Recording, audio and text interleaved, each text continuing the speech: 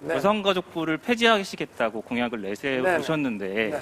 그럼 이 여가부 폐지 공약에 여가부 폐지에 대한 대안으로 이 부처 신설을 말씀을 해주시죠. 여가부 폐지, 여가부에 대한 딱 어떤 대응 부처를 말씀드리는 것이 아니고, 여가부는 많은 국민들이 기대했던 그 역할을 제대로 하지 못했다고 많은 국민들이 판단하고 있기 때문에 그 여가부가 원래 설립했을 때 또 국민들이 기대했던 그런 부분들은 여러 그 다양한 이런 국가의 그 행정 수요에 부응하게 빈틈없이 할 것이고요. 조금 더 큰 관점에서 우리의 이 사회 문제를 좀 더 폭넓게 보고 그렇게 해서 대응을 하겠다는 말씀입니다. 예. SBS 김영래입니다. 최근에 이제 안철수 후보와 관련해서 단일화 관련 여론이 또 많이 있는데, 이 단일화 여부보다도 이 상황에서 꼭 정권 교체가 후보님으로 돼야 한다고 생각하시는 건지, 그리고 그렇게 생각하신다면 또 그 이유가 무엇인지 좀 여쭙고 싶습니다. 그 부분은 유권자인 국민들께서 판단하실 문제고 제가 언급할 문제는 아닌 것 같습니다. 네.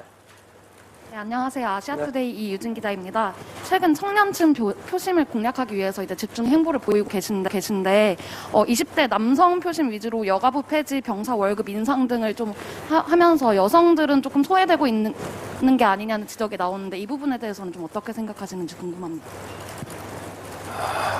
저는 그 2030을 타겟으로 해서 그들의 표심을 얻겠다고 말씀드린 적이 단 한 번도 없습니다. 이게 청년들의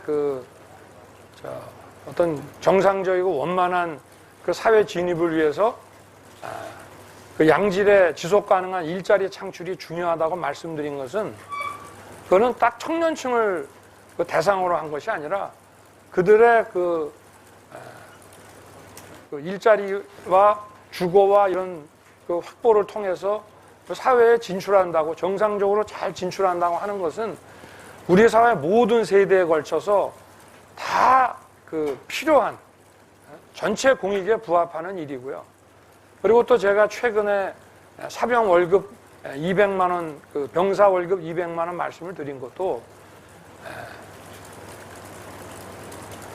지금 이 엄혹한 이런 안보 현실 속에서 우리 사회 어느 직역에서나 지속적으로 어떤 사용자에게 또는 국가에게 이런 자신의 그 노무를 제공하는 분들은 다 기본 최저임금 이상을 다 받고 있습니다. 그런데 청년 병사들에게만 이걸 예외로 두는 것은 더 이상 국민들이 이거는 상식과 공정에 부합한다고 받아들이지를 않으십니다. 저도 많은 그 병사들과 대화를 나눠봤는데요.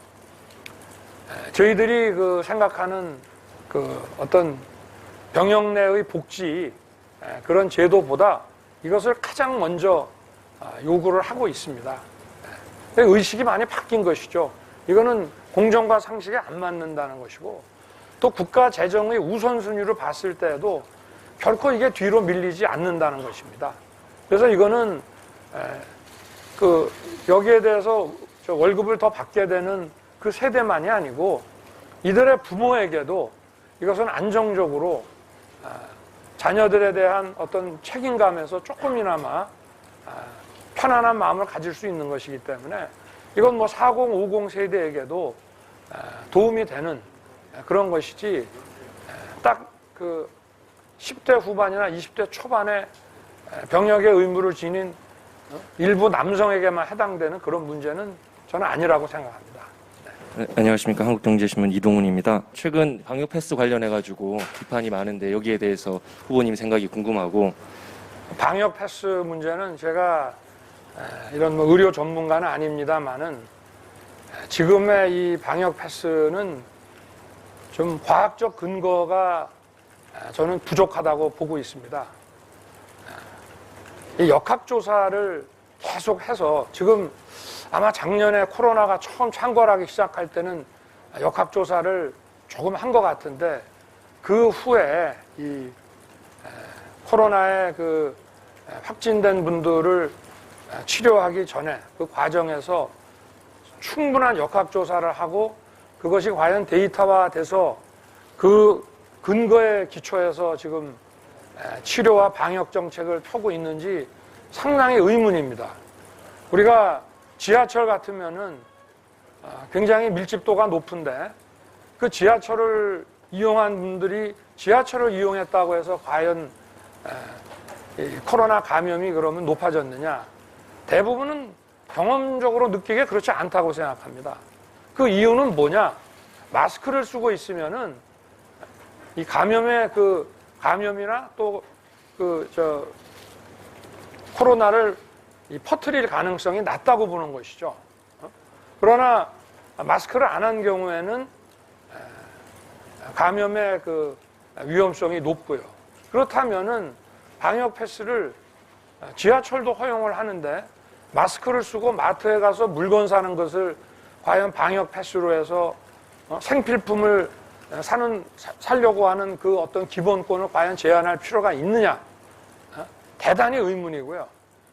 그러나 마스크를 벗어야 되는 뭐 식당이라든가 또는 뭐 노래방이라고 한다면은 뭐 방역 패스를 시행하는 것이 어떤 효과가 있다라고 정부의 전문가들이 주장하면 비전문가인 저로서는 뭐 그 어느 정도 일리가 있다고 비과학적이라고 반박하기는 어려울 것 같습니다만은 마스크를 쓰고 활동하는 그 공간에 마지막 부스터샷까지 맞지 않았다고 해서 그 출입을 차단하는 것은 대단히 그 과학적 근거가 부실한 거라고 저는 생각을 합니다. 네, 안녕하세요. 채널A 안보겸입니다. 네. 오늘 여러 가지 윤석열 정부의 전국 구상을 발표하셨는데요. 하지만 국민들이 가장 궁금한 건 그래서 당신이 대통령이 된다면 문재인 대통령과 무엇이 가장 다를 것인가 라는 것 같습니다. 만약 한 가지를 꼽는다면 무엇이 될까요? 저는 어떤 시장의 원리를 존중하고 자연의 이치를 존중하고 그렇게 해서 어떤 과학과 데이터에 기반해서 어떤 의사결정을 내린다 하는 측면 한 가지와 사람을 인재를 정부의 어떤 국민들에게 제공하는 이런 행정 서비스를 담당하는 인재를 발탁하는 데 있어서 어떠한 제한도 없이 오로지 능력에 의해서만 인재를 발탁해서 과학과 데이터에 기반한 의사결정으로 합리적인 해답을 내놓겠다 하는 것을 차이로 봐주시면 될 것 같습니다. 네, 저 MBC의 구민지라고 하고요. 후보님 현안 관련해서 두 가지 질문 드리려고 하는데요. 우선 야권 단일화 관련해서 단일화 없이 사자구도, 그러니까 이재명, 윤석열, 안철수, 심상정 이렇게 구도로 가게 된다면 혹시 정권 교체 가능하다고 보시는지 첫 번째로 여쭙고요. 그다음 멸공 관련 논란 아직도 좀 계속되고 있는데 이제 후보님께서는 어제 그냥 국물 내려고 구입을 했다 이렇게 말씀을 하셨는데 이제 이준석 대표 같은 경우에는 정용진 부회장 SNS와 관련해서 후보님께서 좀 익살스럽게 풀어냈다 이렇게 말씀을 하셨더라고요. 그래서 이거 관련해서 그 사진이라던가 해시태그 이런 게 정치적인 의도가 전혀 없었는지 이렇게 두 가지 여쭙습니다. 네. 야권 이런 단일화 통합 문제는 지금 한참 이 선거운동을 하고 있는 와중에 제가 드릴 말씀은 아닌 것 같고요. 그리고 저는 무슨 해시태그라든가 이런 거 달아본 적이 없습니다. 네. 후보님 안녕하세요. 연합뉴스TV 김수강입니다. 최근 후보님이 내놓은 여러 정책들 잘 보고 있고요. 그 여파 때문인지 이번 주 들어서 지지율이 반등하는 모습 보이고 있습니다. 하지만 이재명 후보에 비해서는 여전히 뒤처지고 있는데 물론 후보님께서 전광판 안 보신다고 말씀하셨지만 어제 역전의 드라마도 얘기하셨어요.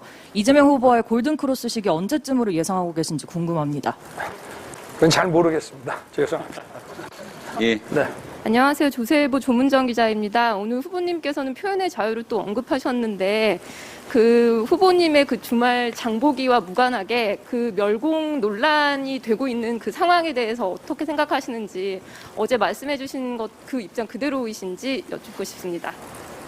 제가 오늘 그 민주주의와 시장 경제의 위기 하면서 표현의 자유 말씀드린 거는 이 정부가, 이 정권이 추진하려고 했던 그 언론을 탄압하는 중대, 나 갑자기 법 이름이 생각이 안 나네. 아니, 언론 그 왜. 중대 언론중재법. 나 자꾸 중대재해처벌법 생각이 떠올라. 그 언론중재법 같은 것을 말씀드리는 거고요. 그리고 지금 이 뉴미디어 부분에 있어서도 제가 그냥 쭉 듣는 얘기로는 좀 정부 입장에서 좀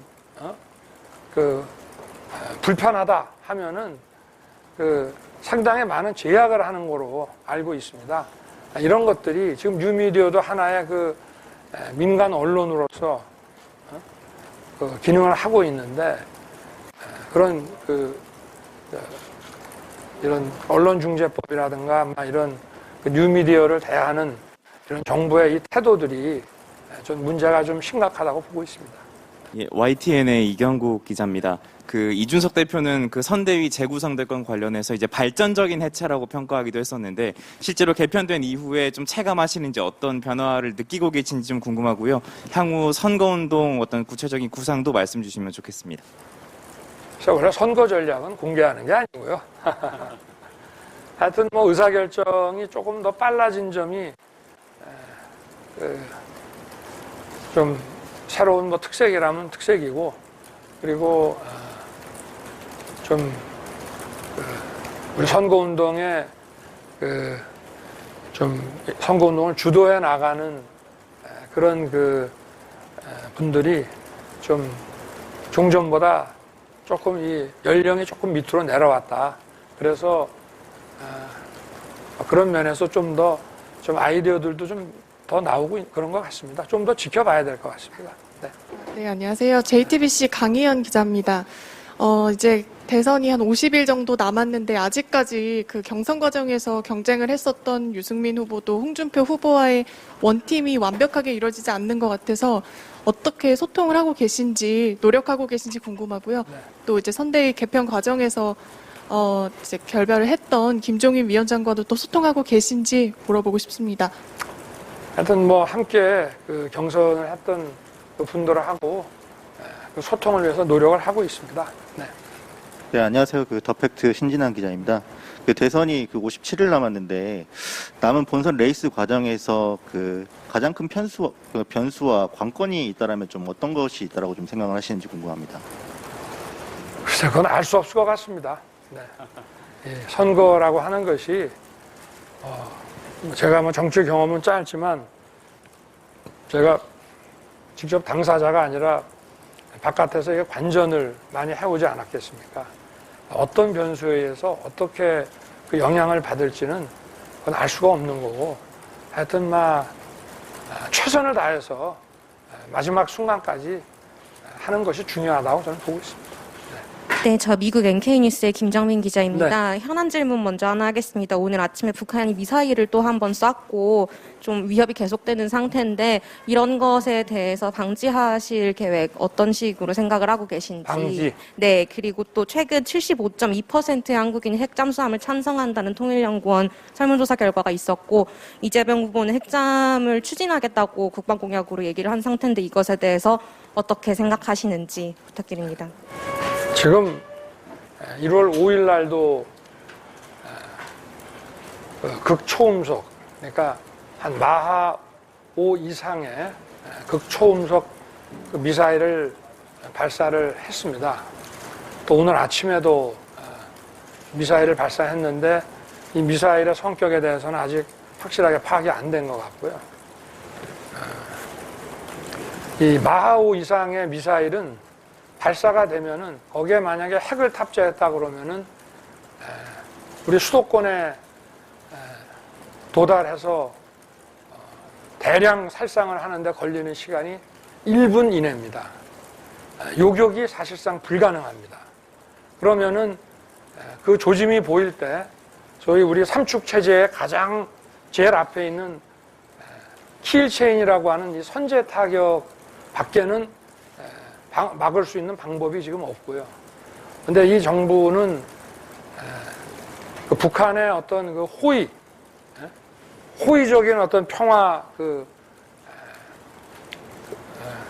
그런 어떤 저는 그걸 평화 쇼라고 보고 있는데 거기에 너무 이 몰입을 해서 유엔의 핵 관련 이런 제재도 선제적으로 풀어야 된다. 지금 민주당 후보 역시도 스냅백이라고 그래서 먼저 풀어야 된다. 이렇게 주장을 하고 또 우리 대통령도 뭐 프랑스 안보리 이사국인 프랑스 대통령에게도 북한의 그 선의를 자꾸 강조를 하면서 그 대북 그 안보리 경제 제재를 풀어달라고 요청을 했다는 기사도 보고 했는데 그 사이에 북한은 계속 그 미사일을 더 고도화 시켜가면서 우리의 그 안보를 치명적으로 위협을 하고 있습니다. 그래서 저희가 이 현실을 먼저 명확하게 인식을 하고 이것을 뭐 방지한다고 하는 것이 전술적으로 방지하는 것은 지금 현재 상황에서는 쉽지 않은 것이고 저희가 어떤 외교나 이런 그 글로벌 외교를 통해서 그 대북 압박을 하고 이런 그 북한의 이 핵 고도화 이 과정을 저희가 어떤 방식으로 간에 중단을 시켜야지 이거를 현실로 인정을 해서는 저는 안 된다고 봅니다. 문화일보 서종민이라고 합니다. 그 지지율이 떨어지는 과정에서 선대위나 이런 조직적인 문제가 아니라 후보 자신의 문제점은 뭐라고 생각하시고 그걸 어떻게 해결하실 건지. 뭐 다 선대위의 문제가 아니고 국민들이 지지를 해 주시던 또는 뭐 그 지지를 좀 유보하고 철회를 하시던 그 모든 문제는 제게 있는 것이고 그걸 뭐 한두 가지로 말씀드릴 수 있겠습니까?